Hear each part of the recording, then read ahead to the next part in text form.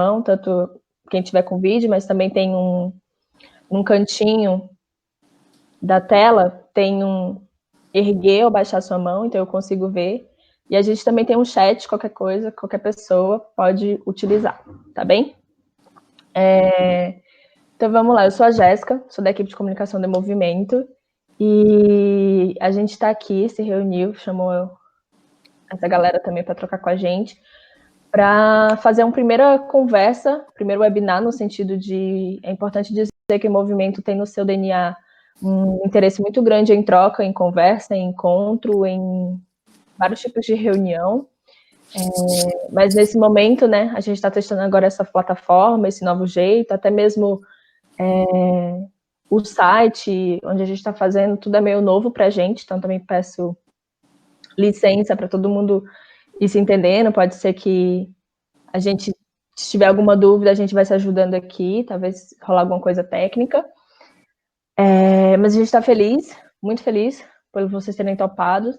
Queria agradecer especialmente a Júlia, a Cissa, o Wesley e o Lucas por estarem aqui conosco hoje. Eu sei que nesse contexto está todo mundo em casa, mas isso não necessariamente facilita as agendas, né? Então eu sei que todo mundo fez o seu aí para estar aqui com a gente, então a gente fica muito grato. Também agradecemos a todo mundo que está aqui querendo ouvir, para saber como é que vai ser essa conversa, como é que vai rolar. O E-Movimento é uma aliança de organizações que trabalham em prol das juventudes, apoiando e colaborando com a disseminação de conteúdos e iniciativas que engajem, promovam e garantam oportunidades para os jovens. A gente faz isso a partir de 3 pilares. A gente constrói inteligência coletiva, com labs temáticos e também com a nossa pesquisa nacional Atlas das Juventudes. A gente também mobiliza juventudes e amplia o radar, entendendo que tem sempre jovens em N lugares e de diversas formas realizando atividades e engajamento. E outro pilar também, o nosso terceiro pilar é de articulação, onde a gente articula diversos fatores que querem contribuir com essa geração. Assim, nós tentamos sempre estar atentos ao contexto em que as juventudes estão inseridas, buscando compreender mais sobre as diferentes realidades desses jovens. A gente sabe que os jovens brasileiros aí têm N narrativas e a gente quer poder olhar para isso, assim. Nesse momento de pandemia, que a sociedade segue se organizando com as suas atividades, rotinas, planejamentos, e os jovens também, a gente acredita que é muito relevante trocar sobre como as juventudes estão vivenciando e se organizando no contexto do novo coronavírus. Sabemos que é um momento difícil e tudo isso é muito novo, mas essa é uma primeira conversa, inclusive para ampliar o olhar, e podemos começar a compartilhar algumas narrativas específicas, visando inclusive fazer outros webinários de temas específicos que possam surgir hoje aqui nessa troca. Aproveito para apresentar a equipe, eles vão levantar aí as mãos. A gente tem a Camila, levantei a mão, Camis, nossa designer de comunicação. A gente tem a Naira, também na equipe de comunicação, levantei a mão, Nai. E a gente também tem a Mariana, nossa secretária executiva do Movimento. Tá todo mundo aqui, nossa equipe é pequenininha, mas a gente dá nosso jeito. E a gente está bem feliz de vocês estarem aqui. Agora eu vou passar para os convidados se apresentarem. A gente pode começar com a Cissa. Tudo bem, Cissa? Tudo bem. Peço só esse cuidado com o tempo, vou estar aqui meio de olho, qualquer coisa eu faço assim. Tudo mas aí, certo. Até 5 minutinhos para se apresentar. Massa. Boa tarde. Primeiro agradeço o convite. Enfim, acho que nesse momento é super importante a gente dialogar sobre todas as questões que nos interseccionam. Para quem não me conhece, eu sou Cissa Pereira. Eu sou mineira, na verdade, eu não sou de São Paulo. Moro em São Paulo há 9 anos e sou formada em gestão em políticas públicas. Dentro da minha trajetória de pesquisa e também de envolvimento com as partes acadêmicas, eu me aprofundei muito nas políticas públicas voltadas para a área da cultura. Então, eu tive uma experiência muito grande dentro de editais de fomento, sobretudo dentro da área do município, né, do estado de São Paulo e também do estado de São Paulo, né? Então, eu trabalhei no VAI, trabalhei, enfim, em Ponto de Cultura, Núcleo de Cidadania Cultural, fábricas de cultura, coisas e equipamentos nesse perfil. E, enfim, assim que saí desse momento de trabalhar no poder público, eu engatei numa jornada de montar uma produtora cultural, porque eu sempre trabalhei com projetos, e também trabalhar com projetos de impacto social. Então, hoje eu tenho uma produtora chamada Zeferina Produções, a gente já trabalhou com foco em gestão de carreira, viabilizando e pensando sobre equidade, então a gente trabalha com artistas e trabalha ainda com artistas que têm um recorte mínimo ideológico, que eu já trabalhei com gestão de carreira com as Bahias da Cozinha Mineira, Lué de Luna, Zé Manuel, Coruja BC1. Hoje a gente trabalha com a Mulamba, trabalha com o Fabrício, DJ Mira Alves, Red Lion, que são artistas majoritariamente jovens, majoritariamente negros e negras e periféricos. E também, há 2 anos atrás, eu ainda tenho uma nova jornada de idealizar uma rede de afroempreendedores chamada Afrotrampos. Então, é uma rede de apoio a profissionais negros, sobretudo, em sua maioria, jovens negros, em que a gente desenvolve ações de apoio, tanto com bolsas de estudo, enfim, contratação desses profissionais, inclusive ações emergenciais, como a gente tem feito agora no coronavírus, que é o mutirão das marmitas para as pessoas em situação de rua. Então, eu tenho esse leque de impacto sociocultural, que eu costumo dizer, porque eu trabalho muito dentro de um campo da cultura, não só como expressão, mas também como prática ideológica. E desde então, estou aí em São Paulo, atuando nesse sentido. Moro em São Paulo hoje, e além disso, também sou formadora de um programa da Secretaria Municipal de Cultura chamado Jovem Monitor Cultural, que assiste, através de uma política pública, né, que é o Jovem Monitor, cerca de, enfim, acho que são 350 jovens por ano, que atuam nos equipamentos culturais municipais, em que eu faço parte da equipe de formação. Então, eles têm uma parte teórica, que é o que a gente oferece como formadores, e uma parte prática, onde eles atuam nesses equipamentos.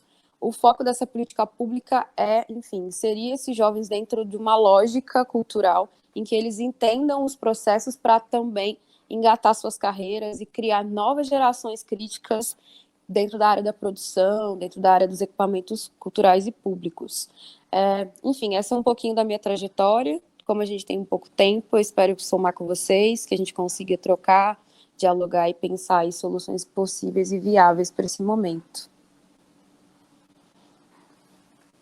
Massa, Cissa, obrigada. Obrigada pela contribuição. A gente pode ir com você, Júlia, agora? Sim, já.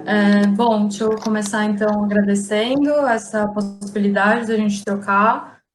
É uma honra poder falar sobre juventude, sobre esse tema nesse contexto que a gente está vivendo. E também queria agradecer especialmente o Wesley Assis e o Lucas, né, pela troca. Acho que vai ser muito legal esse encontro, né? Bom, eu sou Júlia Pimenta, para quem não me conhece ainda, eu sou arquiteta de formação. Me formei em arquitetura e urbanismo, mas hoje eu atuo como comunicadora e designer, né? E há alguns anos já eu trabalho com projetos de educação.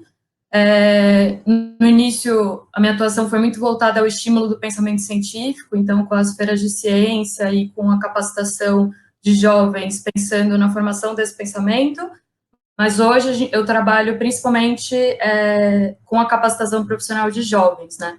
E por que eu fui convidada para falar sobre as juventudes nesse cenário? Hoje a minha atuação é no terceiro setor. Eu trabalho no Grupo Mais Unidos, que é um fundo de investimento social colaborativo, que é formado por grandes empresas atuantes do Brasil. E o foco do Mais Unidos é a juventude brasileira, né? A gente fomenta, por meio do nosso trabalho, projetos de capacitação profissional de jovens, e a gente apoia iniciativas voltadas à educação, à formação tecnológica e também ao ensino da língua inglesa, né? São esses 3 pilares, principalmente. Portanto, a gente está muito interessado nas juventudes, né? Dentro de todos os seus contextos e dentro de todas as complexidades, em como as juventudes têm acessado o mercado de trabalho, principalmente. Né? O Grupo Mais Unidos, no ano passado, passou a integrar a rede do Em Movimento, né? Somos uma das organizações que faz parte dessa rede. E, nesse contexto que a gente está vivendo hoje, assim, eu acho muito importante frisar que as juventudes, elas estão extremamente vulneráveis em muitos aspectos. É isso que a gente tem lido e estudado, e um deles, do meu ponto de vista, um dos mais importantes, se dá por conta da questão do desemprego, né? Então, agora em abril, por exemplo, desculpa, o CONJUVE, que é o Conselho Nacional da Juventude, destacou a importância da gente olhar para os jovens, porque se antes esses jovens já compunham a parcela que mais sofria com essa questão do desemprego, né, tem aí uma pesquisa do PNAD recente para apontar para a gente que a possibilidade de um jovem estar desempregado hoje é quase 3 vezes maior que dos outros brasileiros, né? A médio e longo prazo, quando a gente superar essa pandemia, os mais prejudicados serão os jovens, né? Principalmente os que não tiverem a capacitação técnica, a instrução ou a experiência para essa inserção no mercado. Eles vão ter mais dificuldade de acessar os postos de trabalho. Então, é muito fundamental que a gente esteja aqui discutindo essa questão hoje, né? Porque por mais que essa doença, essa pandemia, a princípio, é o que a gente tem lido, né? Não afete os jovens, afete os mais velhos, eles também estão num lugar de bastante vulnerabilidade. E aí um outro ponto que eu queria trazer assim nessa fala, que é uma coisa muito importante para mim, assim, eu acho que a gente poderia tocar nesse assunto quando a gente aprofundar, é a questão da evasão escolar, seja no nível que for, né, fundamental, médio, técnico ou superior. Porque muitos jovens nesse contexto que a gente está vivendo devem optar por trabalhar para garantir uma renda mínima, né, ao invés de dar continuidade à sua formação técnica profissional. Então, é um prazer, também não vou me alongar muito mais, porque eu sei que a gente tem pouco tempo. É muito bom estar aqui conversando com todos vocês hoje, eu acho que esses debates são muito potentes e importantes, para que a gente entenda que, sim, a juventude tem a sua responsabilidade nesse contexto, mas também que, por ela estar nesse lugar de vulnerabilidade que eu mencionei, elas devem ser um objeto de um olhar muito especial e cuidadoso, tá bom? Obrigada, e a gente vai trocando ao longo da conversa. Obrigada também, Ju. A gente segue aí na ordem alfabética. Lucas, quer falar agora um pouco, por favor?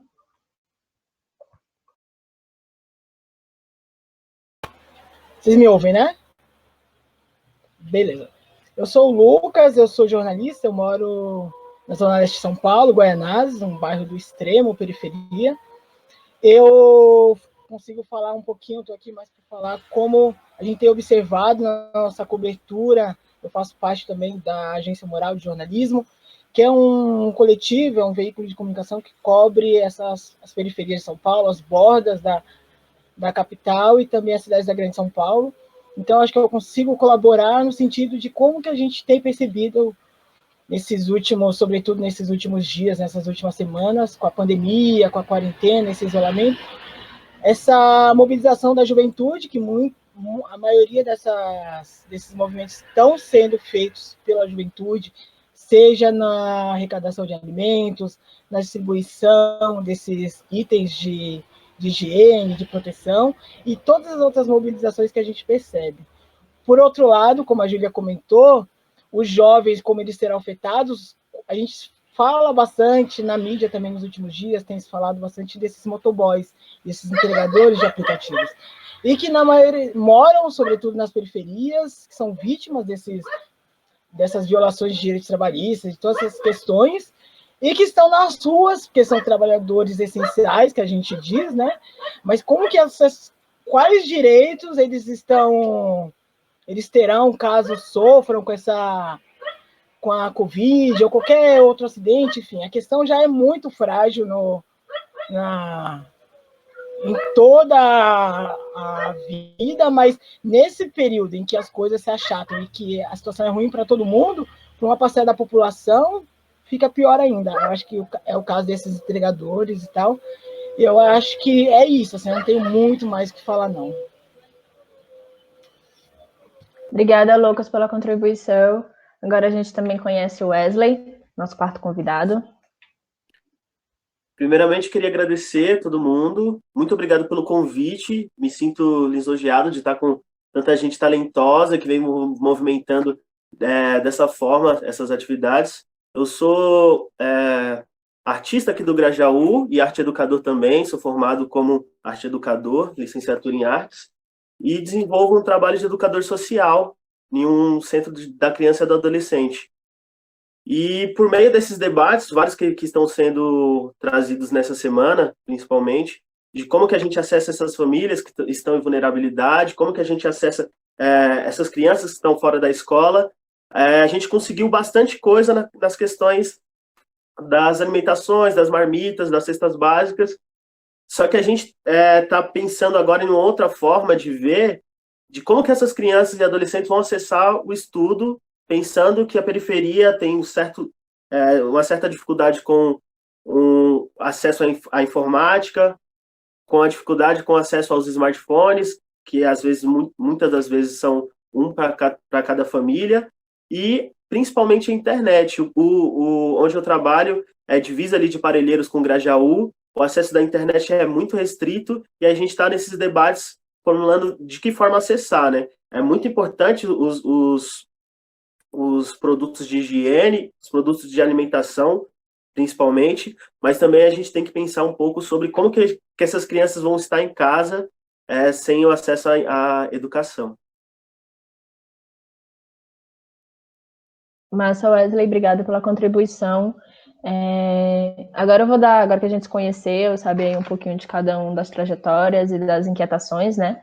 Eu vou passar a palavra para a Nay. Antes de passar para a Nay, eu queria só avisar a galera que está participando, ouvindo, assistindo aqui a gente. A gente tem algumas perguntas, a gente vai trocando sobre elas, mas se vocês também tiverem a fim de fazer perguntas, a gente tem um chat aqui.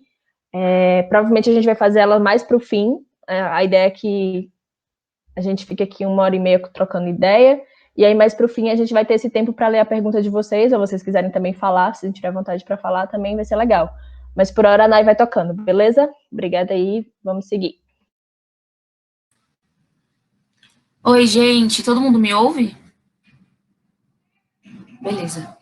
Bom, muito prazer, eu me chamo Naira, faço parte também da equipe de comunicação do Em Movimento. Primeiro, quero agradecer muito por vocês terem topado o nosso convite, muito obrigada. Agradecer também a todo mundo que veio para ouvir, para participar e tudo mais. Para a gente é muito importante manter esse diálogo, especialmente com as juventudes e com pessoas que de alguma forma se conectam com essas temáticas voltadas para as juventudes. Bom, eu vou tocar fazendo as perguntas. Como a Jéssica bem falou, a gente tem um tempo, não exatamente reduzido, mas um tempo que é pensado para que todo mundo consiga falar num tempo meio parecido, para que role de fato essa troca e no final as pessoas também consigam perguntar e tudo mais. Algumas perguntas vão ser um pouco mais específicas, outras mais abrangentes para todo mundo, mas aí fiquem à vontade para vocês colocarem e responderem de acordo com as percepções de vocês. Bom, a primeira pergunta que a gente tem para fazer para as nossas convidadas e convidados é o que mudou com esse novo contexto do coronavírus, pensando nos âmbitos da vida pessoal, do território e da vida profissional, do lado profissional. Então, quais as principais mudanças vocês perceberam nesses 3 âmbitos da vida de vocês?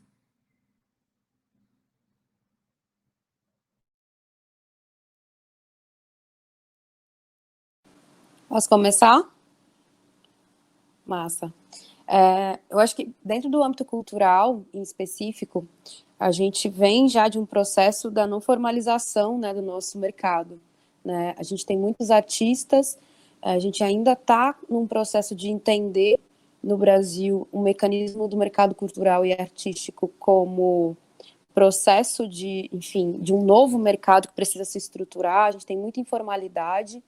Nós, particularmente aqui, que trabalhamos com artistas periféricos, artistas que vêm de um processo já de vulnerabilidade, nós também, enquanto produtoras, a nossa produtora é uma produtora que se chama Zeferina Produções e tem mulheres negras, então a gente já vem desse contexto, a gente sofreu muito com o baque da prospecção de não ter uma segurança a longo prazo, porque quando a gente fala hoje de grandes corporações, de grandes empresas, minimamente essas empresas têm os seus próprios caixas, e considerando que a gente não tem essas possibilidades de grandes investidores, né, porque a gente está falando de uma produção independente, a gente está falando de, enfim, artistas que são independentes, a gente fala de um processo que já nos sucateia bem antes do coronavírus. Então, na verdade, o coronavírus ele escancarou a sujeira debaixo do tapete, porque todo esse nosso leque de vulnerabilidade, tanto a questão do acesso e já trazendo recorte para a juventude,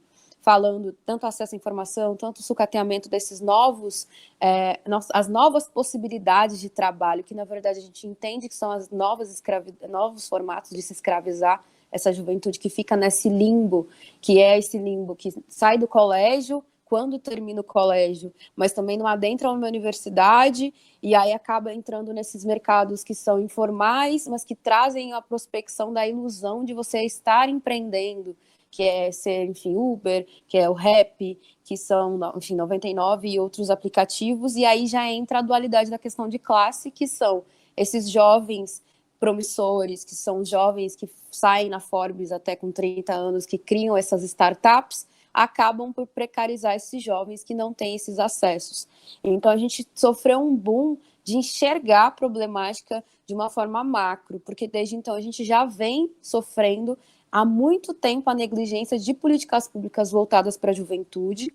A cultura vem sofrendo o sucateamento das políticas públicas que há um tempo atrás tinham sido geridas e iniciadas para fomentar, né, com recorte cultural, pensando na multiculturalidade, que são as políticas públicas que vieram do Cultura Viva, Pontos de Cultura, griots, aldeias, que eram políticas públicas na época do governo de Gilberto Gil, junto com o Juca Ferreira, que começaram a trazer uma linguagem da lógica da política pública de cultura para a equidade, né, pensando as culturas que foram marginalizadas, e essas políticas públicas elas abordavam e somavam com muitos artistas da cultura popular, artistas periféricos, ONGs, pontos de cultura, organizações e articuladores. A gente já não tem mais essas políticas públicas tão efetivas quanto antes, e com o coronavírus a gente só foi a gota d'água, na verdade. Pelo menos a minha prospecção, quando eu enxergo, é que a gente já vem de violências que transbordaram com o coronavírus, porque aí trouxe à tona esse caos,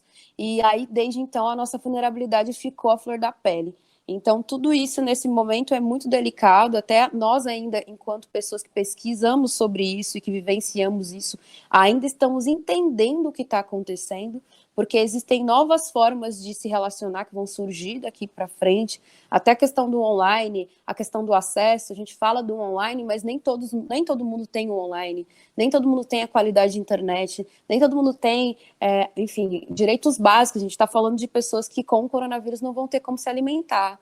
A gente está falando de um número absurdo de pessoas em situação de rua em São Paulo, que são 25 mil pessoas no centro de São Paulo, que são majoritariamente jovens e negros. Então, a gente já vem de um processo já de muitas violações. Então, é um assunto extremamente delicado, mas que, ao meu ver, ele escancarou, né? Falam que o caos ele traz a ordem depois.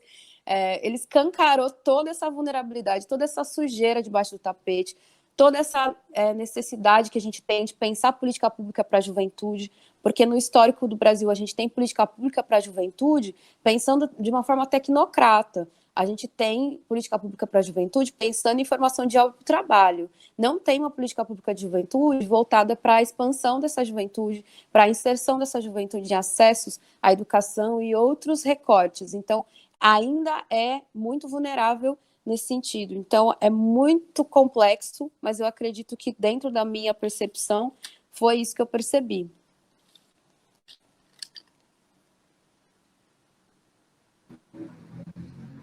Certo. Obrigada, Cissa.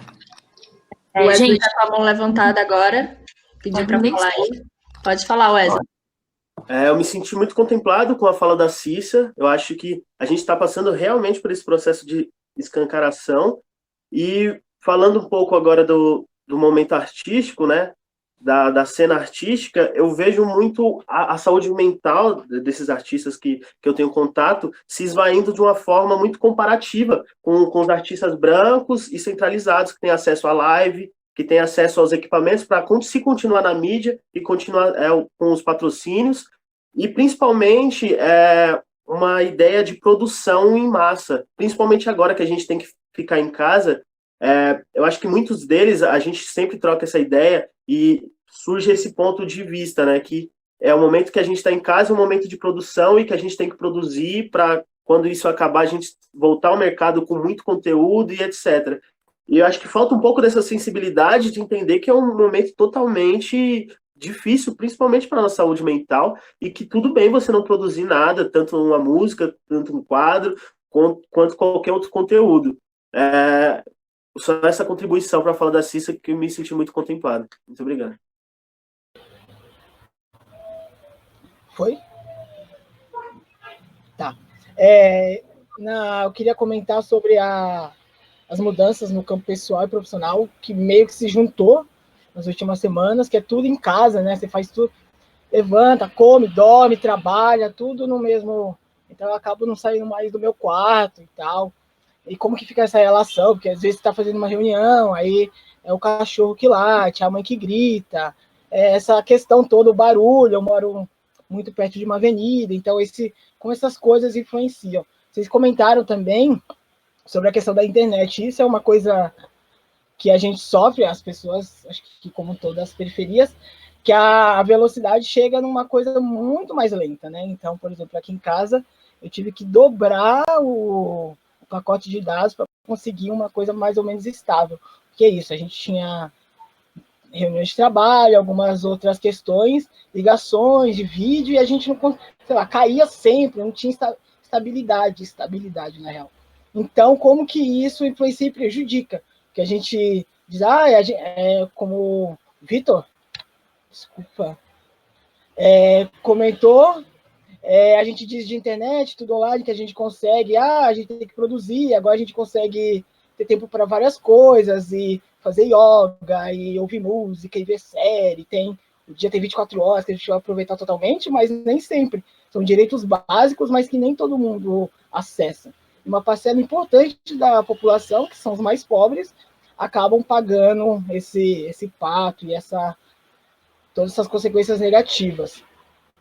Aqui eu não tenho uma coisa aqui, mas aqui em Guaianazes, pelo menos aqui na região, o que eu tenho percebido é o que eu comentei no início, que essa mobilização gigante da juventude, são jovens que saem para a rua e que tiveram essa iniciativa de comprarem, por exemplo, os mais idosos não conseguem ir aos mercados e irem a pagar contas, por exemplo.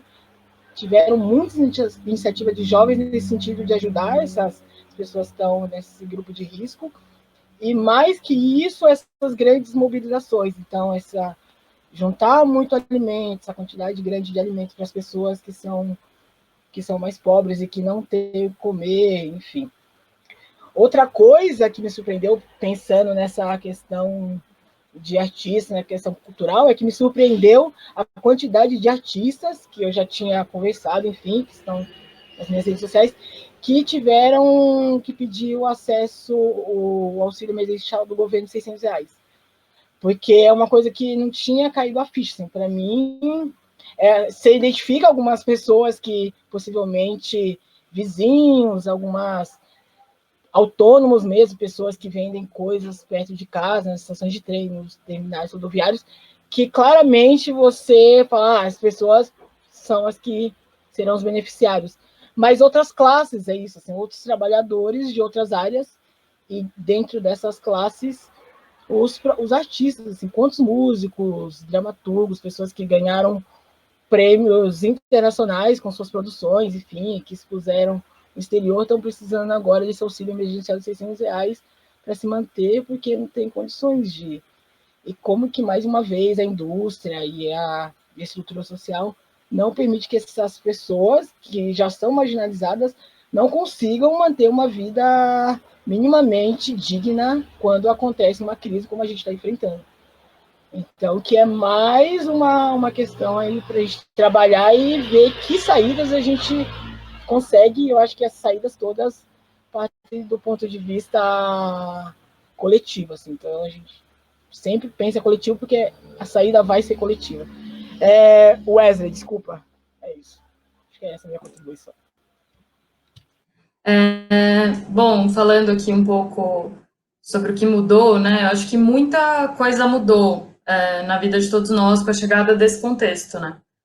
Do meu ponto de vista, a gente está experienciando um novo mundo, assim, que não vai voltar ao que antes a gente considerava como normal, mesmo que por si só esse normal seja muito problemático em vários termos, né? Como a Cissa falou, que a gente está vivendo só escancarou todas as desigualdades sociais em diversos níveis. Mas o que eu quero frisar na minha fala, assim, é que essas mudanças elas não se dão de maneira uniforme ou homogênea, né? Muito ao contrário, assim. E aí eu falo de um lugar de muito privilégio, né? Como uma jovem branca, de classe média, que está podendo ficar dentro de casa, em confinamento, e que está podendo permanecer produtiva nessa condição, né? Desse lugar, o que eu acho mais relevante ressaltar, assim, nessa pergunta, são as mudanças que estão acontecendo no âmbito profissional. Do ponto de vista prático, devido à necessidade do isolamento, o contato online passa a ser a ferramenta fundamental, né? Mesmo com todas essas problemáticas que todo mundo já apontou aqui. Então, isso invariavelmente altera a dinâmica de trabalho, né? Quem tem a possibilidade de ficar em casa e trabalhar de casa sabe disso, né? Faz muita falta estar no local de trabalho interagindo com os meus interlocutores diários, sejam eles meus companheiros de trabalho, meus parceiros, ou mesmo os atendidos pelos projetos que a gente desenvolve. Mas, por outro lado, e aí eu acho que essa é a principal perspectiva e a principal lição que eu tiro desse momento, assim, se eu já reconheci o privilégio de poder trabalhar com impacto social e o privilégio da minha classe, tá, hoje em dia isso está muito mais evidente. Isso porque, em um momento de crise geral, em que muitas pessoas estão buscando como ser ajudadas, né, estão buscando ajuda, eu estou trabalhando e atuando numa organização que está se movimentando para ajudar pessoas e instituições nesse contexto. Então, isso é muito gratificante, assim, e, de fato, faz a gente reconhecer esse lugar de privilégio que a gente ocupa, né? Eu acho que é isso. A Cissa levantou a mão. Você queria complementar mais alguma coisa, Cissa, nessa pergunta? Sim, eu queria, enfim, eu fiquei muito contemplada com a fala dos meninos também, e trazendo essa questão do mundo artístico, né? Só um adendo importante, porque o Lucas trouxe, eu achei super legal que ele falou sobre essa questão do mundo artístico começar a solicitar esse auxílio emergencial. A gente tem ainda uma escassez muito grande do processo de compreensão, né, desse mundo artístico como uma profissão mesmo que exija uma gestão, uma organização. A maioria dos artistas hoje, quando você percebe, genuínos, eles vêm de um território periférico. Nós viemos desse território, a gente sabe o quanto o nosso processo criativo ele é diferente, até por N questões e N heranças que a gente tem, mas a gente não é ensinado a gerir o nosso próprio dinheiro. E como a gente está há quase aí a gente está já há muito tempo sem nenhuma perspectiva governamental de apoio para esses artistas, porque a gente não tem mais aquelas políticas públicas que fazem recortes, são pouquíssimas as políticas públicas e editais direcionados para a periferia, direcionados para artistas periféricos, a gente ainda não tem essa perspectiva de entender que a arte precisa ser gerida, né? A gente que trabalha com esse mercado e intersecciona muito com esse elo dos artistas, né, periféricos e também com esse mercado que é o mercado das marcas, que pagam, que fazem, que acontecem, eles enxergam como um produto, né? E no Brasil a gente criou essa expectativa da cultura, da manifestação artística muito atrelada à ideologia, a um processo de expressão ideológica. E aí, quando a gente tem toda uma escassez de vulnerabilidade e outra, uma apropriação, porque hoje a gente está sofrendo sobre isso também, que os artistas periféricos, eles ditam e falam e denunciam, e aí quando cria-se uma lógica da representatividade, todas as marcas começam a colocar esses artistas para fazer coisas, não necessariamente isso realmente faz com que a gente saia desse lugar, né, e ascenda, porque na verdade é tudo um uso de uma plataforma. Então é muito compreensível quando você fala essa coisa de ver os artistas pedindo, porque assim, os artistas majoritariamente pretos periféricos, eu falo por mim que sou produtora, eu vejo isso e vi isso acontecer com a nossa produtora, inúmeros artistas nossos desesperados, porque a gente já vem de um corte, por exemplo, de verba do Sistema S, que é o SESC, que é quando o SESC te contrata, porque a gente está falando também que para acessar um SESC você já tem que estar em outro lugar enquanto artista, a gente já tem esse corte de verba, a gente já não tem esses editais direcionados, a gente vê, por exemplo, artistas que estão aí bombando, fazendo show, lotando casa, ganhando PROAC, ganhando PROMAC, ganhando, enfim, inúmeros editais que a gente sabe que esses artistas não precisam, porque eles têm outros mecanismos para acessar. Então, dentro do campo artístico, foi um caos, sendo bem transparente com vocês, ver a galera se desesperando e, eu preciso pedir o auxílio porque já não existia já essa possibilidade de gestão financeira, que é algo que a gente precisa falar, porque, infelizmente, a gente não foi ensinado, né, a gerir. A gente aprende na raça, aprende quando não tem mais o que fazer, e aí começa a catar as moedas ali. Mas essa questão da organização financeira e também gerir um dinheiro que você não tem é uma prospecção muito utópica. Então, tudo isso trouxe uma explosão de fatores.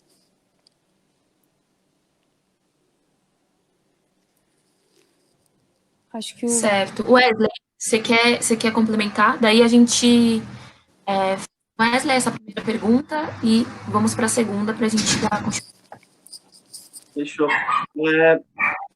Mais uma vez, contemplado pela Cissa, e entender que esse momento artístico é exatamente essa, de medo, e como que eu consigo acessar isso, ser respaldado, trabalhando de uma forma informal e contando apenas com o MEI, né?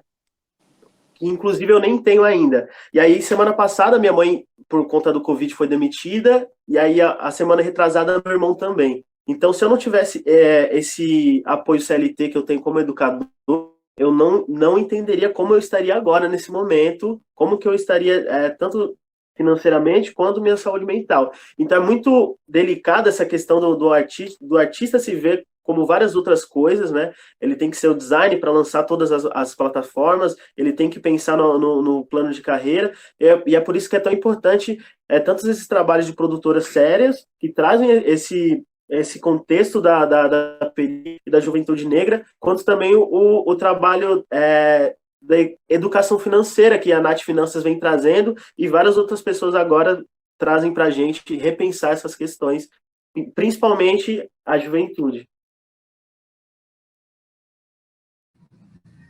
Total. Bom, agora a gente vai entrar numa pergunta que vocês já deram uma pincelada, mas só para a gente se aprofundar um pouco mais, que a gente queria que vocês trouxessem para a gente quais atividades vocês têm observado que estão sendo promovidas, em quais dessas atividades vocês estão envolvidos.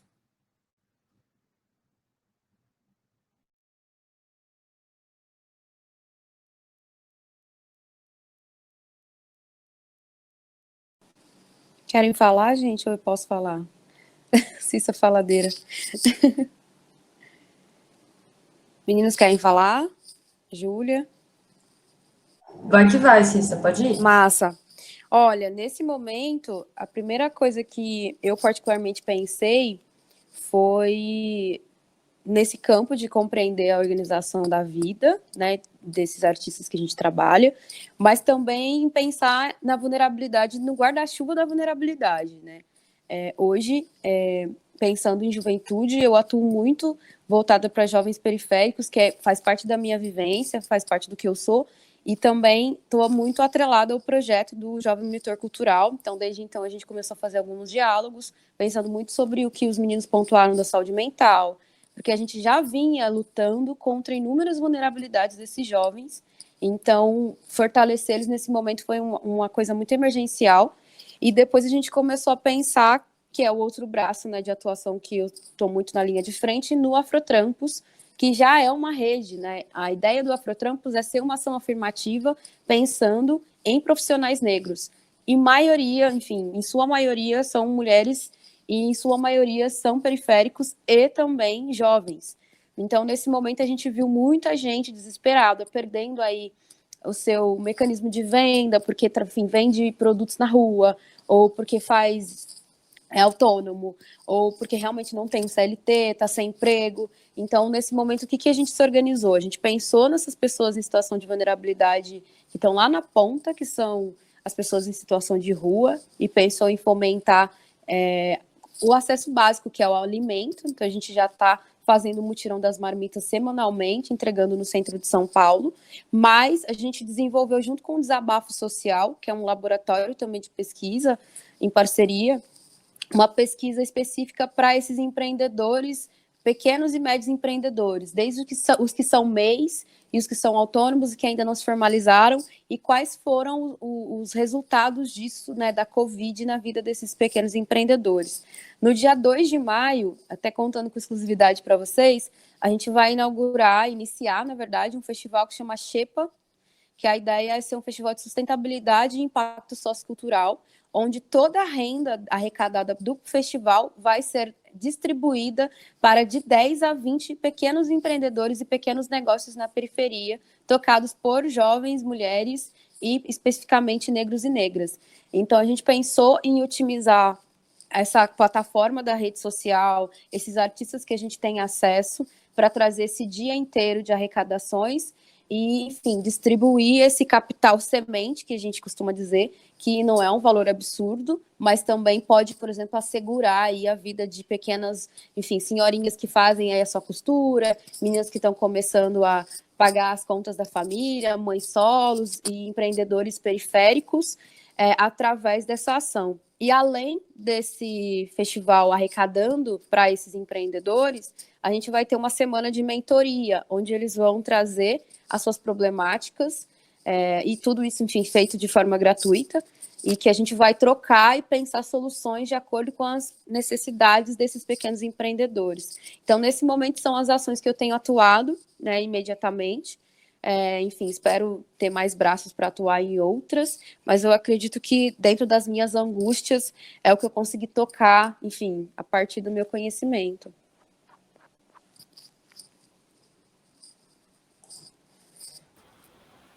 Tá, no campo da...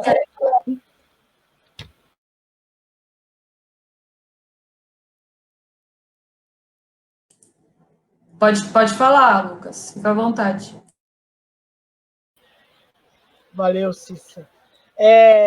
No campo da comunicação, que é o que eu estou mais atuante, logo que explodiu essa questão da pandemia, de que a gente teria que ficar em casa, a questão do isolamento todo, a gente pensou como a gente conseguiria ajudar nossas comunidades, aqui, os nossos bairros, porque, por outro lado, é onde a informação demora a chegar, ou chega meio falseada, enfim, várias questões.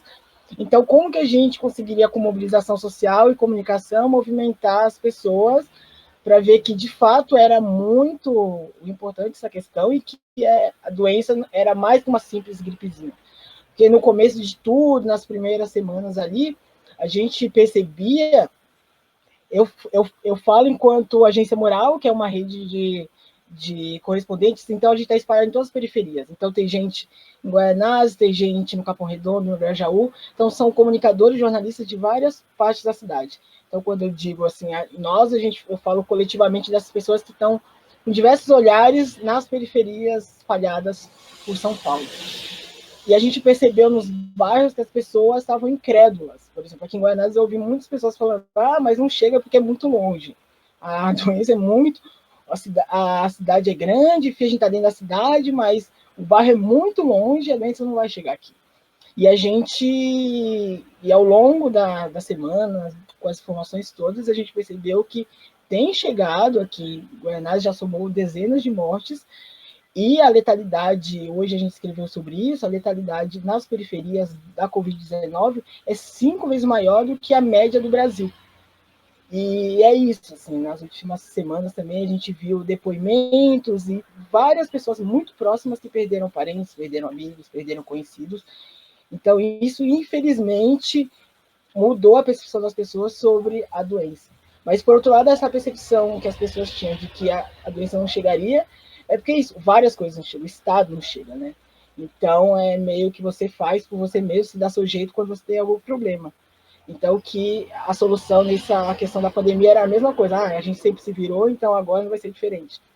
Mas isso é muito mais grave do que as pessoas que sempre se viraram, as pessoas das periferias estão acostumadas. É uma coisa que atingiu a todos e que, de maneira nunca vista antes, atingiu a gente também. Então, a gente pensou de que maneira nós nos juntando com outros coletivos, com outras mídias que também produzem nas periferias, nós podíamos colaborar. A gente fez uma coalizão, então, jornalistas das periferias que têm esse campo de atuação, de território, se juntou para produzir conteúdos coletivos e para pautar outras questões também que são importantes, mas que muitas vezes não seria destacado na grande mídia. Por exemplo, a questão de que muitos bairros nas periferias não têm água. E água é um item básico para a vida, e agora, mais do que tudo, para evitar a proliferação do vírus. E muitos bairros, quando não tem água por questões de saneamento básico, é por questão de racionamento mesmo, que a Sabesp, que é que faz esse rodízio de água. Então, tem dia que tem que não tem. Aí tem 2 dias com, tem 2 dias sem, 3 dias sem. Fora as favelas todas, as comunidades, as ocupações, muitas vezes não tem energia elétrica. Aí, nesse sentido, que as coisas são muito precárias de que as pessoas não têm o que comer e que ao mesmo tempo você precisa de álcool gel, você precisa usar máscara, como que essas pessoas, que outras soluções dentro dessa crise toda a gente consegue oferecer? O que é acessível para as pessoas se protegerem? Com casas minúsculas também, né? Tem pessoas que moram várias pessoas, mais de 5 pessoas dentro de um cômodo, 2 cômodos, casas minúsculas. Como que fica esse isolamento social? Então, a gente, pensando junto, como que a gente vai falar da Covid-19 de maneira acessível para que as pessoas entendam a gravidade e que opções também elas têm, não sei se opções, mas o que elas conseguem ali dentro das possibilidades se protegerem da maneira que podem.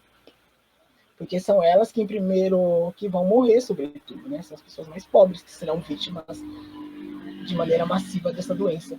Então, essa coalizão que a gente fez aqui em São Paulo, pensando em cidade, estado, e também a nível nacional, a gente está dialogando com alguns coletivos do Rio de Janeiro, do Pará, do Amazonas, Ceará, para pensar essas matérias, essas pautas e também artes. Então, a gente tem nas redes sociais, como um todo, a gente subiu algumas hashtags, algumas campanhas que juntam, porque as realidades, por mais que sejam assim, outros estados, outras cidades que pareçam, sejam no Nordeste, muito longe da gente, são realidades muito próximas.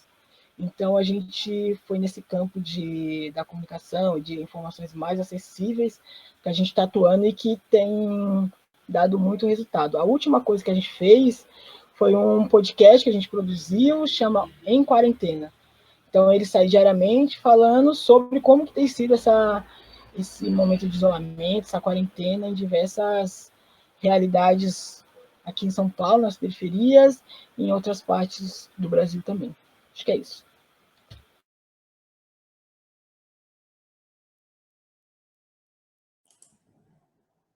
Wesley, quer falar? Posso seguir? Bom, acho que vou seguir. Aqui eu acho que vale falar, assim, como o Grupo Mais Unidos, que é a organização que eu trabalho, né, está se organizando para dar continuidade aos projetos que já eram existentes pré-quarentena, né? A gente identificou essa necessidade de revisitar essas iniciativas para entender como que a gente precisava adaptar todas elas, seja em relação ao escopo, ou ao cronograma, ou ao orçamento, né, ou a forma de condução da iniciativa. Então, uma das nossas iniciativas mais relevantes hoje, que é o E2C, é um projeto em parceria com o Consulado dos Estados Unidos que visa ensinar e capacitar jovens negros e negras na língua inglesa, né? Esse projeto ele teve que ser adaptado para o meio online, porque os alunos tinham aulas intensivas, então a gente passou a fazer tudo online, para que eles não precisassem se deslocar, e por mais que esse projeto tenha como um diferencial e como algo muito importante a convivência e a troca presencial, essa tomada de decisão de não romper as aulas se deu justamente porque a gente identificou essa importância de permanecer ajudando os jovens nessa capacitação, né? Para todos eles, eles atuam hoje no mercado de trabalho com áreas que o inglês ocupa um lugar fundamental e essa lacuna poderia fazer mais diferença lá para frente, né? Então, com todas as dificuldades de adaptação, a gente decidiu continuar durante a quarentena. E aí, um outro exemplo que eu quero trazer também é o Inova Educação, que é um projeto que a gente apoia há mais de um ano e é realizado pela Secretaria Estadual de Educação. O Inova ele tem o objetivo de inserir a tecnologia como uma disciplina regular para os alunos da rede pública. E aí, no caso do Inova, é especialmente desafiador, primeiro pela escala, né, porque o projeto atinge milhões de alunos, e segundo, porque os alunos da rede pública são diversos, inclusive em termos de acesso e conectividade, a gente está falando bastante disso aqui.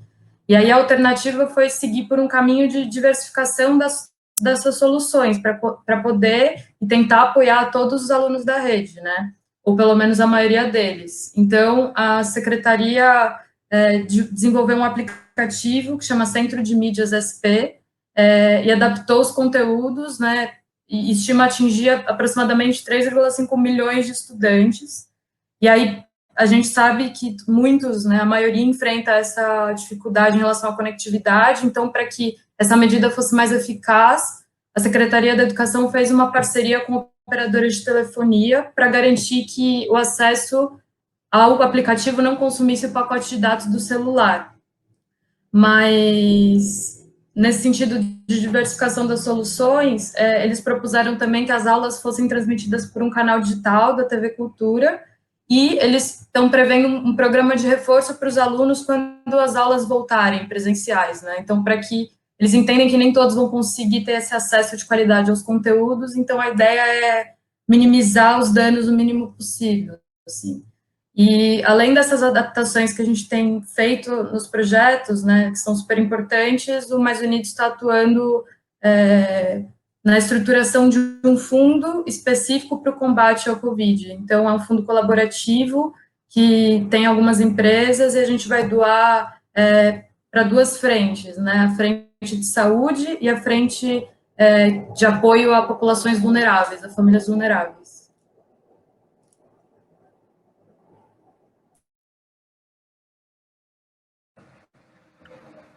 Eu estou com a colinha aqui de várias ações que estão acontecendo. Uma delas é da Aloha Comidas, que tá fazendo a distribuição de várias marmitas aqui. 2.000 marmitas, eles estão com o projeto, e está na benfeitoria também. O Bloco do Beco também está fazendo essa captação, já está bem articulada, já está rolando algumas.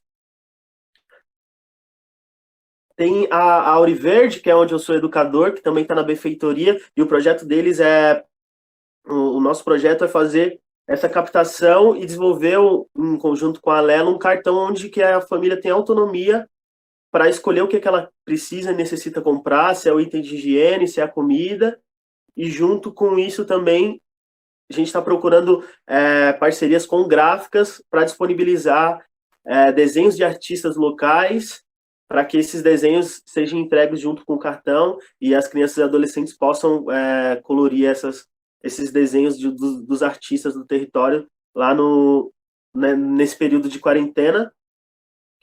E tem também o Sobrevivendo ao Corona, e quem está nessa frente é a Andresa Delgado, e em conjunto com a gente contemplou algumas famílias lá onde a gente atua, no Chácara Santo Amaro, que também está fazendo essa captação.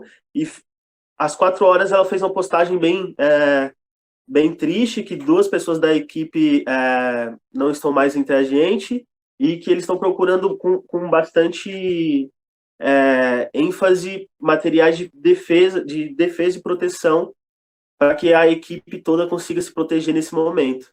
Acho que são essas as atividades que estão acontecendo. A gente está fazendo um rodízio, né, com a galera, tanto dos coletivos quanto do trampo, para colar, fortalecer e não tá sempre as mesmas pessoas junto.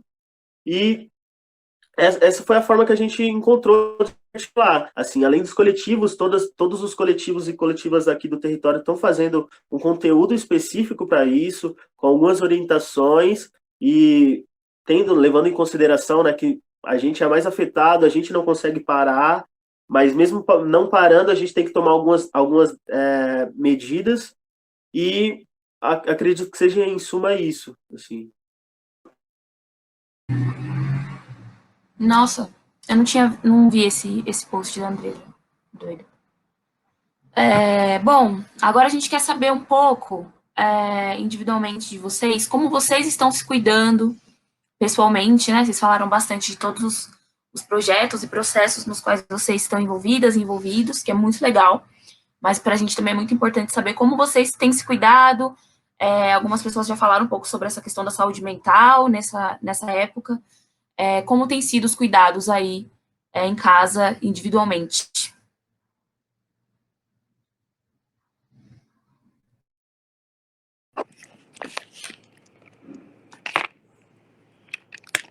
Então, gente, eu particularmente já venho de um processo de fazer terapia, né?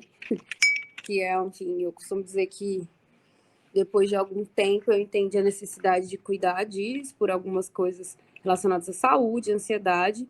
Foi bem difícil no começo ter que lidar com esse boom de coronavírus e, enfim, esse risco, porque a gente já vive muito violentado.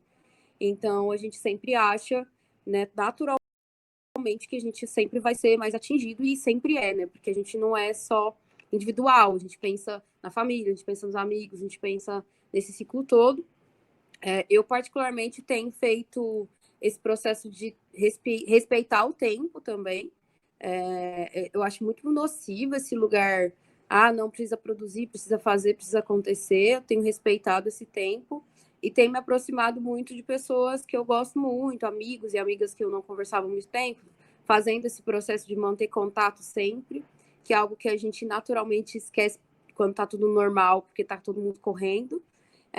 Então, eu estou mais nesse processo de entender também.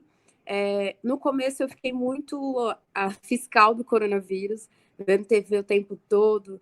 Quanto morreu hoje, quanto morreu amanhã, aquele mapa do Covid que tem que no mundo todo, eu ficava comparando isso, e isso me adoeceu um pouco. Eu fiquei bem, assim, preocupada, meio mal com isso. E aí, desde então, eu falei, não, eu não posso também ficar nessa vibe, senão eu vou adoecer. Então, eu comecei a prospectar ideias para fazer com que combater isso de alguma forma.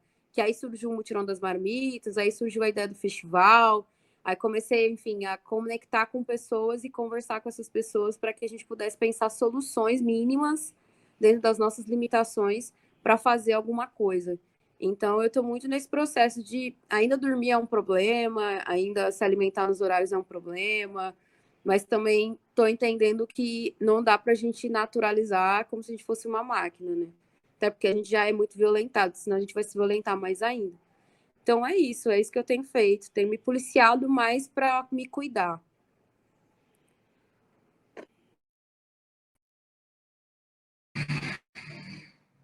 Legal. Tá, Tá bom? Posso? Pode? Tá sendo um pouco delicado assim, esse momento, porque ele me é gatilho para dois momentos bem desafiadores assim que eu passei, que foi quando todo mundo em casa ficou desempregado e só eu com a renda, né? E aí novamente isso está acontecendo e me deixa novamente naquela situação de eu não posso errar de forma alguma, eu tenho que ter essa responsa. E um outro momento de quando eu não conseguia emprego de forma alguma. Quando estava tudo parado, eu ficava em casa muito tempo, não tinha uma rotina, não conseguia dormir cedo e acordava muito tarde, e a minha saúde mental ia se desvaindo, assim. Então esse momento está sendo um momento muito desafiador, assim, de lidar novamente com tudo isso. Isso é uma fase bem assustadora, mas eu estou conseguindo lidar aos poucos. E por tá nesse meio, a gente está fazendo essas lives, a gente está colocando muita informação em todos os outros cantos que a gente está. Eu me sinto um pouco até chateado por isso, porque eu tenho que ficar pesquisando, como a Cissa disse, no início eu ficava muito à frente das informações, porque eu também me via nesse ponto de repassar essas informações. Só que chegou um momento que eu não consigo mais ver, assim. Tanto para estudar para alguma pauta, eu não consigo mais, eu paro um pouco, falo, ó, não vou levar nenhum dados, não vou conseguir falar sobre esse assunto com tanta propriedade, porque me esgota.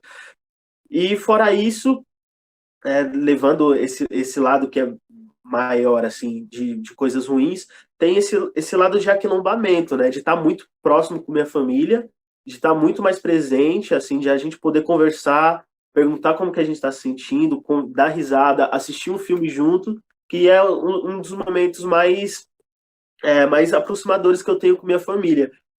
Nessa rotina que eu tava, de fazer trampo, de terminar a faculdade, de muitos coletivos que tá envolvido, eu pouco tinha tempo para mim e para estar com a minha família, assim.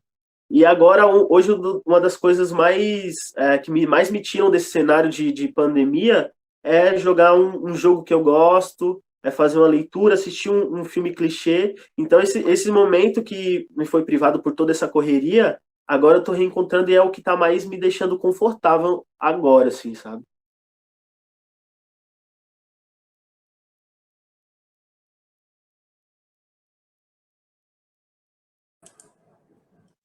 Eu acho que um ponto geral importante é que existe uma saturação geral dos jovens, né, diante desse cenário, assim. Eu estava vendo essa semana uma reportagem do jornal Globo, que divulgou no último dia 20, eu acho, dados de um estudo de neurocientistas que fala sobre a luta do nosso cérebro contra esse estresse do isolamento, né?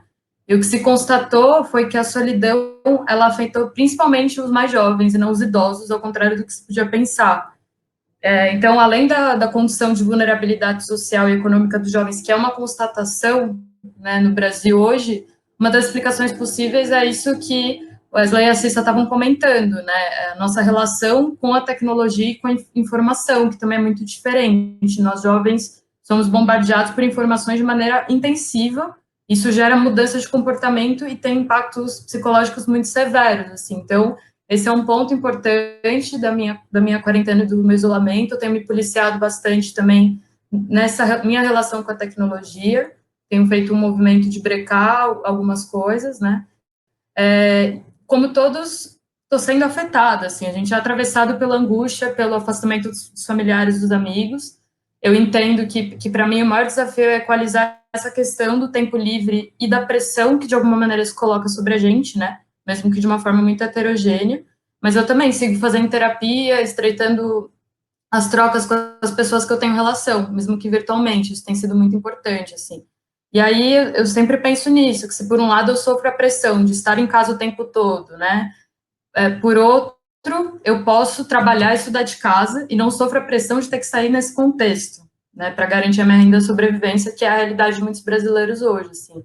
Então, acho que isso é algo muito importante de ser discutido, esse lugar essa visão mais positiva do que a gente está vivenciando. Assim, me tocou muito a fala do Wesley, por exemplo, de falar que esse é um momento que ele está conseguindo estreitar laços com a família, porque a minha família não está aqui hoje, eu estou sozinha com meu companheiro, então essas coisas são muito diferentes para todos nós, assim, mas como eu falei na primeira fala de apresentação, assim, tem sido um momento muito importante para reconhecer meus lugares de privilégio, entender que eu estou em casa, estou segura e não é todo mundo que está podendo fazer isso, né? Então, é por aí.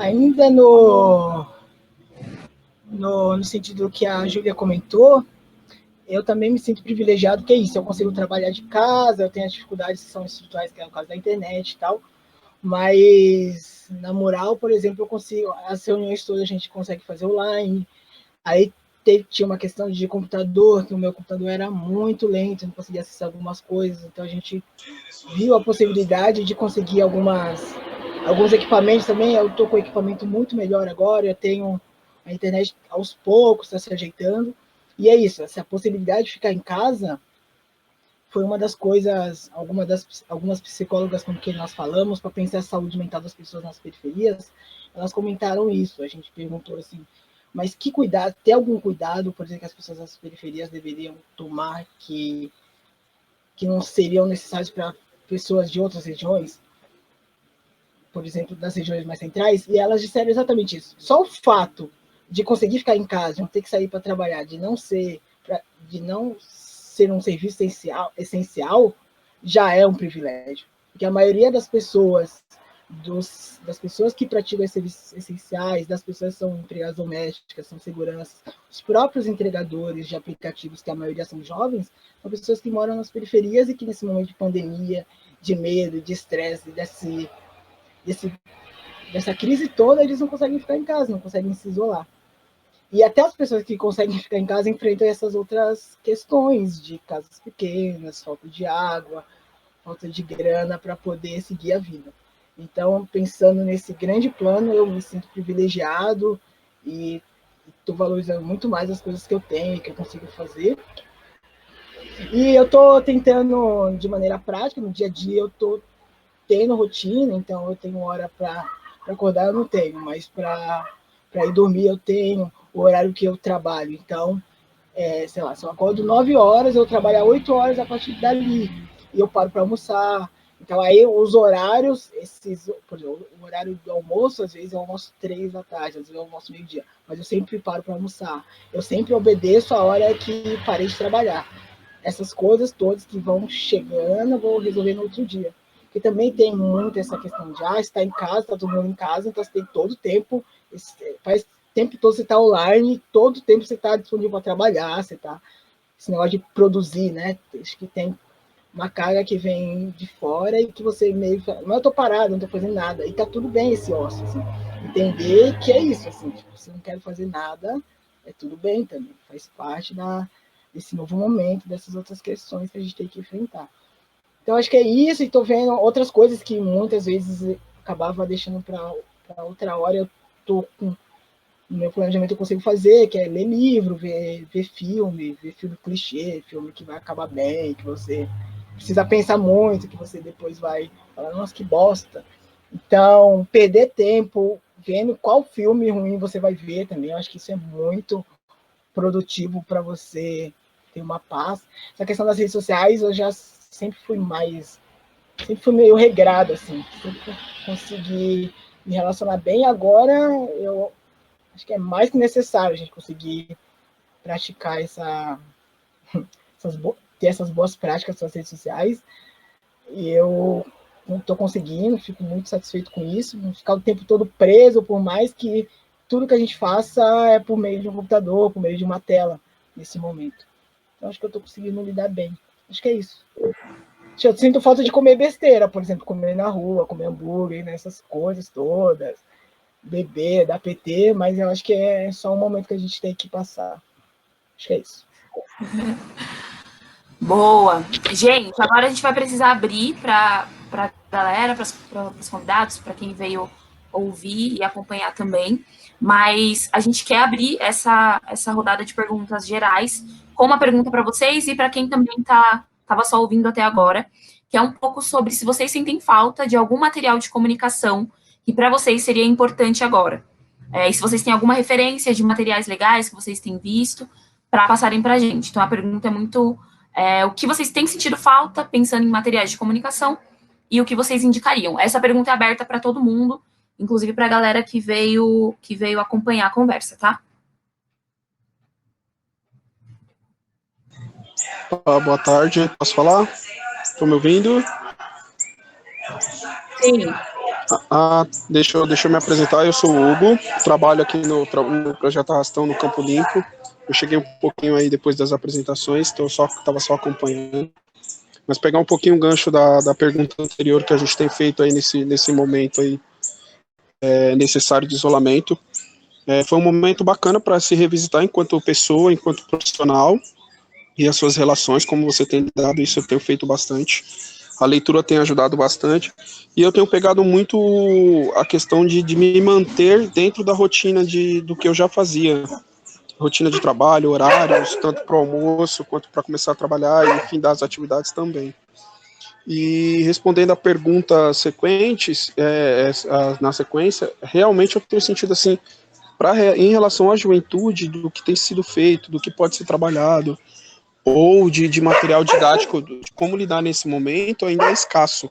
Porque quando se fala de material didático e de material que possa ajudar nesse momento, ele é muito aberto, ele é geral, ele não é específico de juventudes. Isso tem sido uma coisa que eu tenho pesquisado bastante para poder conseguir lidar com os jovens com os quais eu trabalho.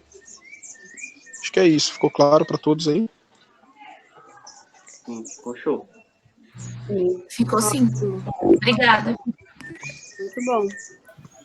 Outra coisa que eu queria comentar são os materiais, enfim, informações que dizem respeito sobre como que ficam essas relações trabalhistas. E a outra coisa é essa coisa do auxílio de R$600, porque muitos jovens têm firmas abertas, têm MEI. Então, e é muita dúvida, assim, e como o Hugo acabou de falar, são coisas muito específicas, que a gente, por mais que a gente produza conteúdos e produza materiais, não abarca todo mundo. Então, por exemplo, uma coisa que surgiu para a gente semana passada é que as empresas podem diminuir a carga horária das pessoas.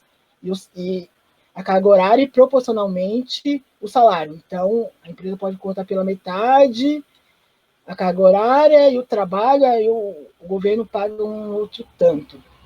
Mas, por exemplo, tem empresas que ofereceram assim, não é ofereceram, obrigaram, porque não tem essa não ter esse diálogo entre patrão e empregado, é uma coisa que não existe, assim, é muito balela. Mas é isso, algumas empresas falaram, a gente vai cortar pela metade, você continua fazendo algumas atividades para a gente, o que pela lei não poderia ser feito. Além disso, o salário que a gente, pela lei, a gente vai dizer que vai pagar metade, mas a gente vai pagar menos para você, e esse valor a gente vai parcelar depois que acabar a pandemia, de acordo com o lucro que a gente obtiver depois que acabar a pandemia. Então, sei lá, se depois de 3 meses eu conseguir o lucro para te pagar, eu vou te pagar um parcelado. Se eu demorar mais tempo, eu vou demorar mais tempo para te dar essas parcelas do salário que faltava.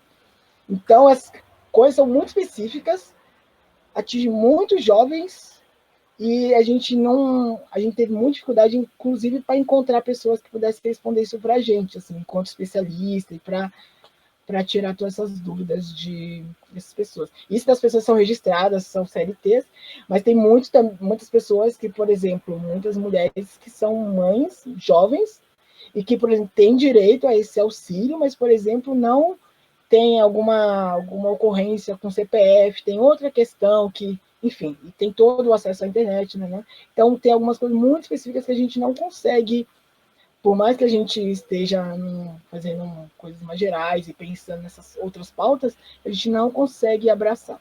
Acho que são essas coisas mais no dia a dia, porque é isso, as pessoas sem comida, sem trabalhar, precisam de grana, né? Então, são questões emergenciais, urgentes.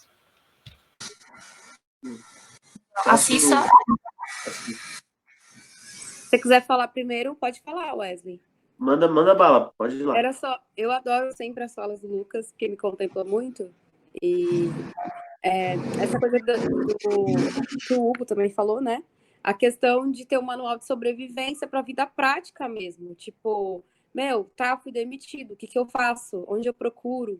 O que fazer? A gente tem essa coisa do aluguel, que é super formal, mas também é informal quando você sai do eixo centro, quando você, tipo, aluga uma casa diretamente com o proprietário. Como é que você articula a sua vida prática?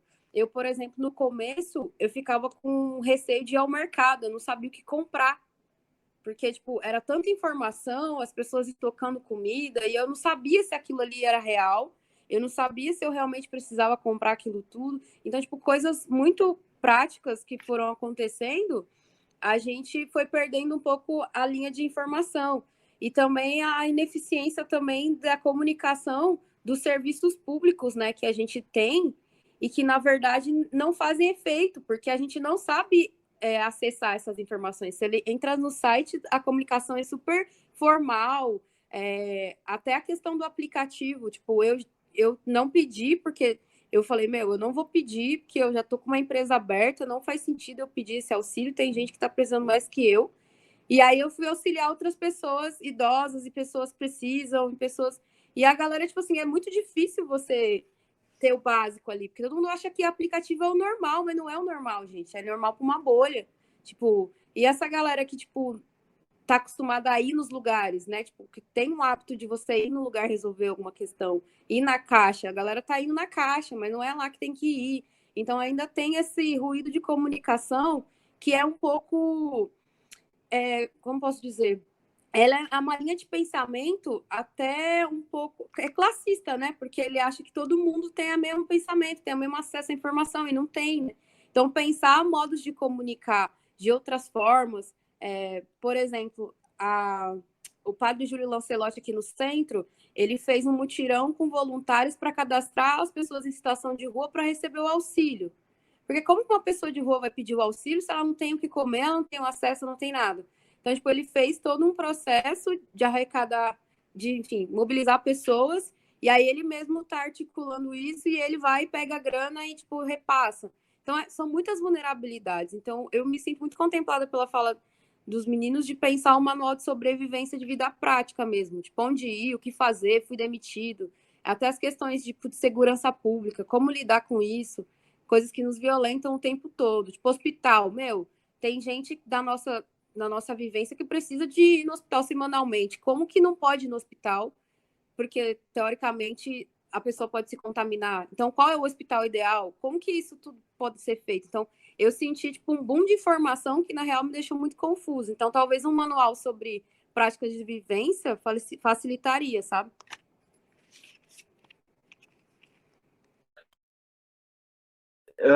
acredito piamente no que vocês falaram, assim, tanto o Hugo, o Lucas, a Cissa.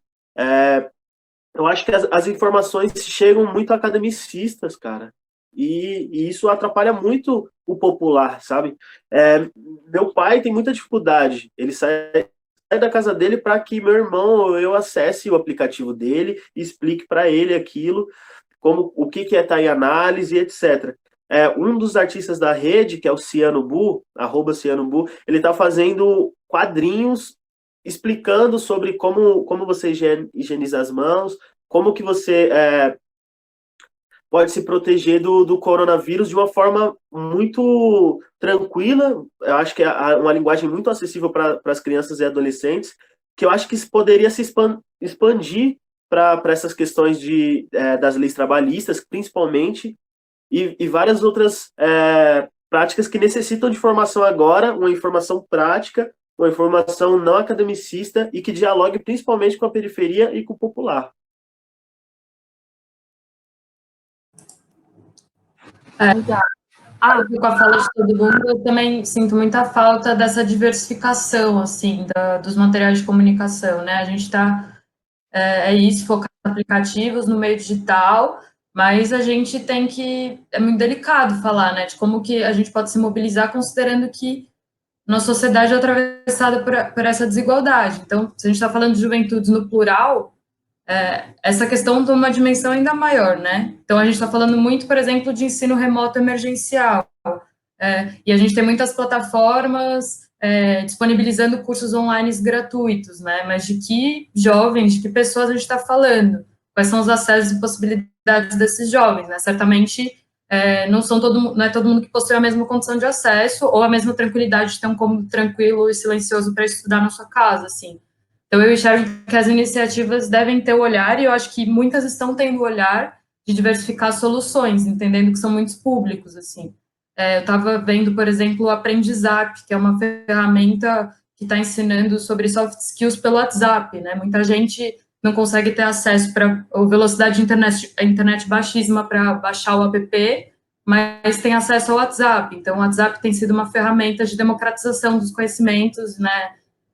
Eu acho isso muito legal. E também tem algumas coisas que acontecem mesmo no contato, né? A gente está num momento de isolamento, mas, sei lá, a União dos Moradores de Paraisópolis, por exemplo, instituiu um presidente da rua que é responsável por fazer o acompanhamento de um determinado número de famílias, né? O Atados tem um projeto para facilitar a colaboração entre pessoas que não se encaixam nos grupos de risco e podem sair de casa. Então, acho que muita coisa está rolando e esse boom de informações, como a Cissa falou, às vezes faz falta uma sistematização de tudo isso também, uma orientação para os jovens e para as pessoas que têm menos acesso também às informações.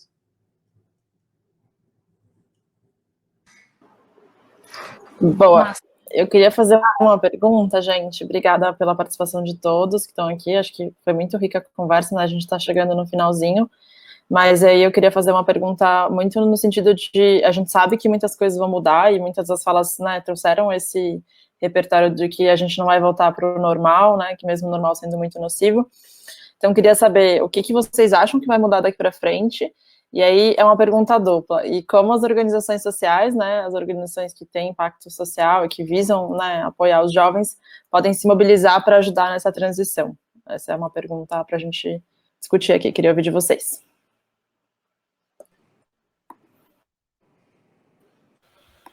Posso começar? Oi. Desculpa, Cissa. Eu acho que o futuro, depois dessa pandemia toda, tem essas novas regras, essas novas normas de higiene mesmo. Acho que a gente vai estar muito mais atento a isso. Mas pensando nessa questão social, eu acho que é desesperador. Muitos especialistas, estudiosos, dizem que terão novos pobres. É desesperador pensar que já tinham pessoas muito vulneráveis socialmente. Aí vem essa pandemia toda, e como que fica essas pessoas que já são pobres, enfim, são socialmente excluídas, com uma precarização, que é isso que a gente vivia até então, uma precarização de todas as leis trabalhistas, como a CISA, Wesley, esqueci de novo o nome dele. Wesley, não acertei agora.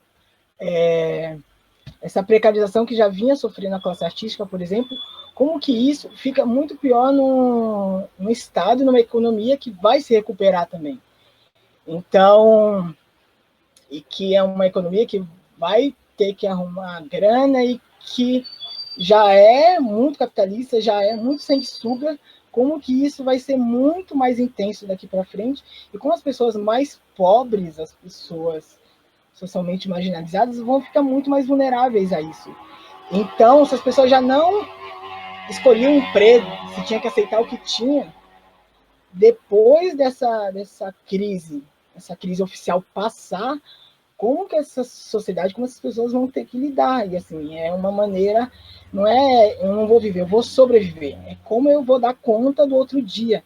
Então, se a gente já não foi educado para pensar finanças, essa questão de grana mesmo, como que a gente vai continuar não pensando? Porque a gente não vai ter um dinheiro que minimamente sobra. A gente vai conseguir pagar o dinheiro que a gente vai ter para sobreviver mesmo, é para pagar aquela conta, para pagar o aluguel, fazer a compra do mês, e a gente pagou o aluguel, é a gente pensar no próximo aluguel, estar preocupado com a próxima conta, com as contas que não param de chegar, e como que essa questão social vai ficar muito mais pesada. Assim. É desesperador, e nesse sentido eu acho que essas organizações sociais, esses movimentos, que já é um trabalho que já vinha sendo feito, assim, sobretudo nas periferias, acho que os líderes comunitários, esses coletivos muito mais envolvidos com as comunidades, eles já pensavam nessa questão dos direitos, assim, do não retrocesso dos direitos. O que essa questão que veio à tona agora, a questão da renda básica, era uma coisa que já a gente conhece pela boca do Suplicy, enfim, mas que já era pautado desde a década de 80 por movimentos sociais, assim, mas que por tempos, por anos, foram ignoradas, e que agora, quando a gente tem essa crise, a gente vem à tona, assim, para todo mundo, que é uma coisa que estava pronta para estourar e que está estourando, assim. As pessoas estão desesperadas para conseguir R$600, assim, é metade de um salário mínimo. Então, acho que é essa questão que os movimentos já pautavam, e que as organizações também, essa questão dos direitos. Então, como que a gente garante os direitos dessas pessoas, assim? E como que a gente garante que não vai ter retrocessos, que a gente não vai voltar para trás? Porque o que tem, os direitos que as pessoas acessam hoje, já são para a sobrevivência. Menos que isso a gente não consegue, porque se a gente abrir mão dessas coisas que a gente já conquistou, desse pouco que a gente já conquistou, é ter escolha de médico, é a gente escolher quem vai morrer. Assim, tipo, vai morrer e a gente sabe quem vai morrer. Então, o país, assim, acho que a história do Brasil inteira é marcada por essa a classe dominante sempre escolheu e sempre se sente de quem ia morrer. Acho que isso continua, e quando tem essas crises, tem todas essas coisas, a gente percebe quem de fato morre. Então, é papel das organizações sociais, enfim, junto com o Estado, e uma preocupação que o Estado também deveria ter de garantir esses direitos mesmo. Acho que direito, é mais, não é favor, não é direito que as pessoas têm direito, que as pessoas têm direito e que não acessam. É isso. Sim. Eu fico pensando muito sobre o que o Lucas traz também, dentro de um campo de... A gente estava já com a água já batendo no teto, acho que foi uma gota d'água, e que transbordou, que é a questão do acirramento político que a gente já está vivendo no Brasil há um tempo, né? Com a eleição do Bolsonaro, que é um governo extremamente conservador, que não tem uma perspectiva de um olhar social, e falando, né, do meu bonde, que é a política pública, a gente já não tem, né, nenhuma perspectiva do Estado pensando equidade, né? Percebe-se que, tipo, o boom, assim, desse processo do coronavírus é você ver países como os Estados Unidos com um número altíssimo de mortes, que é um país extremamente capitalista, com um governo que é o Trump. Então, tem todo um processo que eu percebo que é o caos do neocolonialismo, né? Que é esse caos político que já estava acontecendo por não assistir e não pensar em políticas sociais, né? Políticas sociais, eu falo no sentido até não só de assistência, mas na intersecção, que são os direitos básicos, que é o que o Lucas traz. Então, eu acredito muito, assim, posso estar sendo super positiva, mas eu acredito que a gente vai num buraco que não vai ter como não olhar para essas questões, que é o caso da renda mínima que o Lucas trouxe também. Essa já é uma discussão de muito tempo. Muitas pessoas já pensaram sobre isso antes do coronavírus, e agora se fez necessário muito por uma questão emergencial e urgente. Então, eu estou pensando que a gente vai ter que monitorar, eu sinto que as organizações sociais, e nós, enquanto, tipo, atores sociais, né, porque a gente está sempre incisivo com essa questão, com essa temática que nos aflige, monitorar esse processo e martelar e exigir, porque a gente já está numa insatisfação política muito grande, o número de pessoas que vão falir, que já faliram, que vão falecer, que vão perder seus entes próximos, porque a gente vem de um processo também de um analfabetismo político que não é só partidário. A gente fala de partido, mas o analfabetismo político é na questão de não saber dos seus direitos e como reivindicá-los. Então, agora, chegando no ápice, né, enfim, da escassez de tudo, as pessoas vão ter que começar a rever essas práticas. E o Estado vai ter que intervir no sentido, não no sentido de enfim, ditar, mas vai ter que abrir mão, vai ter que sim pensar políticas públicas de base para resolver esses problemas, porque o problema maior do coronavírus não foi o coronavírus, foi toda a negligência que o Brasil já vivenciava. É a falta de moradia, é você ter os presídios extremamente lotados, e aí quando acontece o boom do coronavírus, a gente tem rebeliões, é você ter pessoas em situação de rua. Em São Paulo, o número de pessoas em situação de rua aumentou 30% esse ano, a gente nem está no meio do ano.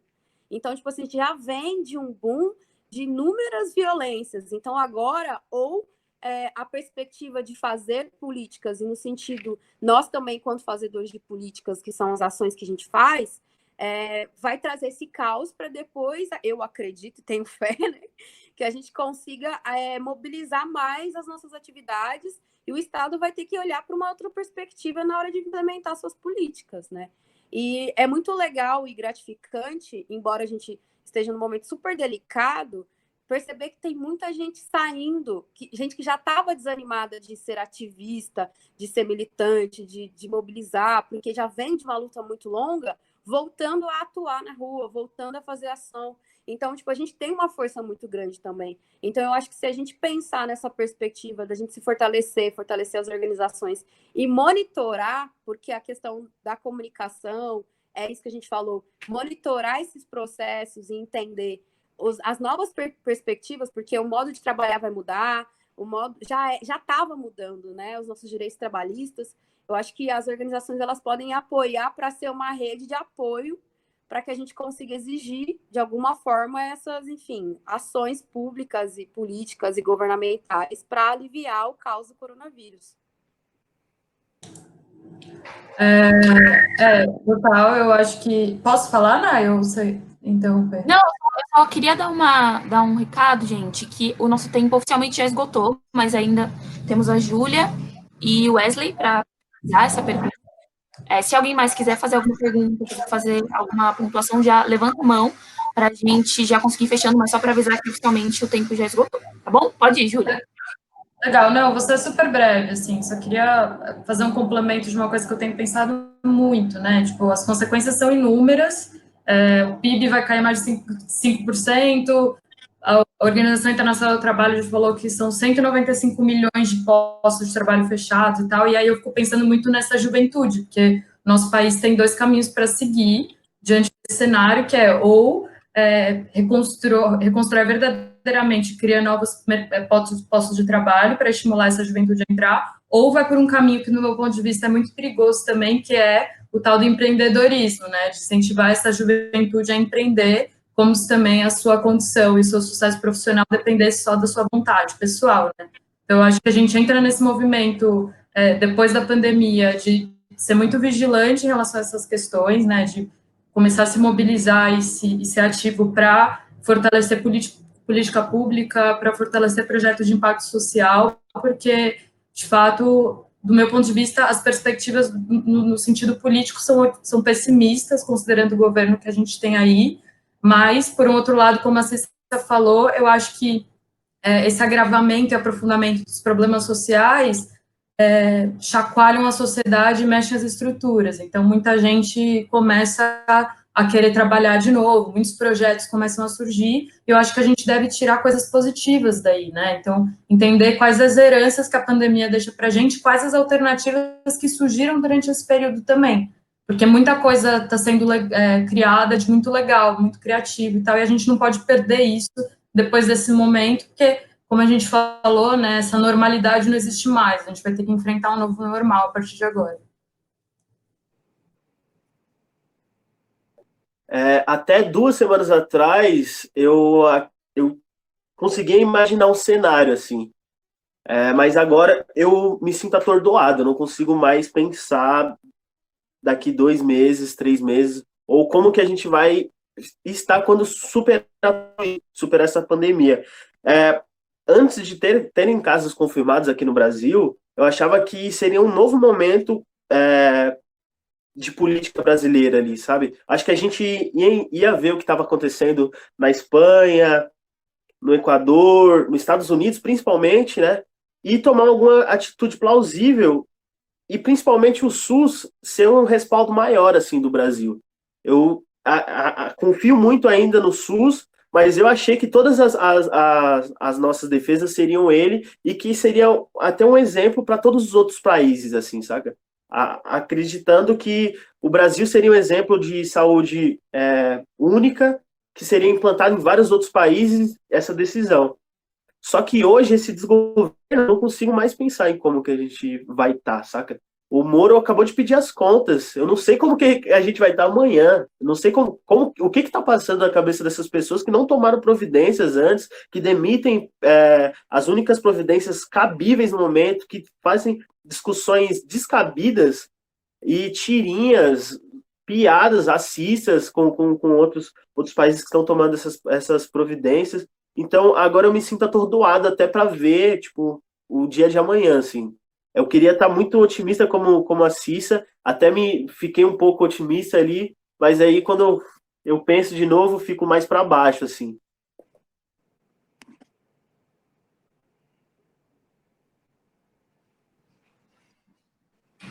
Certo. Alguém mais quer fazer alguma pergunta, quer pontuar alguma coisa? A gente já está chegando ao final da nossa discussão, então quem quiser pode estar aberto.